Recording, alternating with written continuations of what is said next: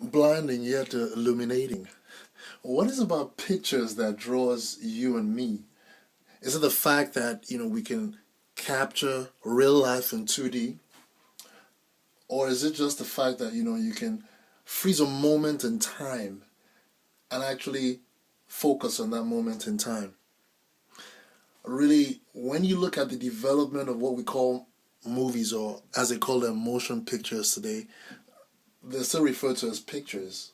Talk about for the year. I mean, what's the 10 best pictures of the year? And these things started as pictures, and then these pictures were put together to make a motion picture. That has always fascinated me, and I think that technology has definitely had an impact on the way we view life, on the way we see things, on the way we're able to, as it were, you know, actually document historical events or history in one way or the other, in one form or the other. It's definitely a technology that, thank God we've been able to actually actualize.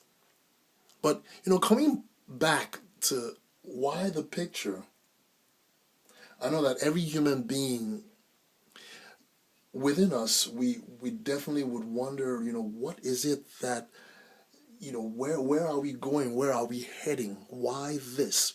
Thomas Edison, for instance, you know, must have had in mind something beyond just, making the bulb, discovering or inventing the light bulb. It all starts with a picture up here.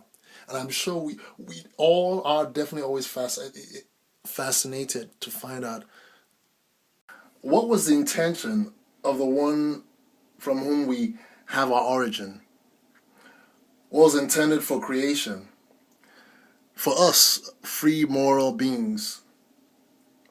I mean, there must have been a bigger picture in mind. And if you lean towards the Big Bang Theory, even that in itself had to have a root.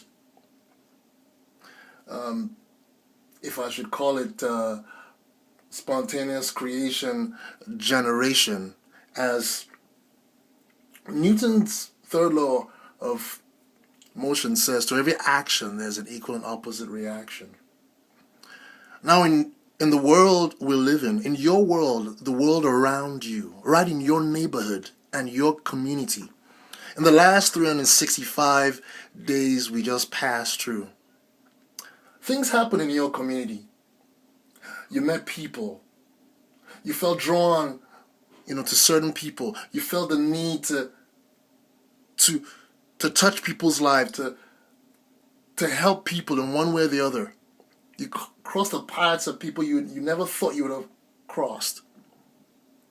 You saw things that blew your mind in your neighborhood. The changing way, the social construct.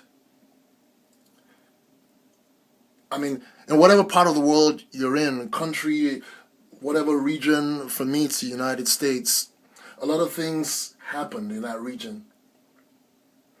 Right here, whether it was natural disasters, and just to see the heart of people, the American spirit to rise up, to go and lift up the downtrodden, to see the different kinds of political issues and economic issues we dealt with. For instance, the elections, the just the different challenges we saw, and tragically, the trend of young people, bright, in their 20s, just going off the rampage and taking the lives of the innocent. These things stop you in your tracks daily, and you must think that there must be a sense to this. And when you look globally around the world, we look at the tensions in the Middle East, which have been an ongoing tension for decades. We look at things that are happening in Europe. I mean, riots in Africa, child slavery, just different things that bug your mind and say, why is this happening? We ask ourselves the questions. It's easier for us to ask why rather than what does this mean. And so there's so much for one to say. I mean, there's got to be something cooking here, and that's why I'm so excited to invite you on this journey with me, where we'll reason together, where we'll be able to really look at where we are now and look at what's happening now on a daily basis in the rest of the 364 days we have in 2013. If I may, I'd like to indulge your attention on this journey. Come with me. And as with every journey, we need directions. Whether it's a compass, whether it's a map, and thank God again to technology, the internet, MapQuest, Google search, what have you. Join me as we go next, as we chart the course. Tune in.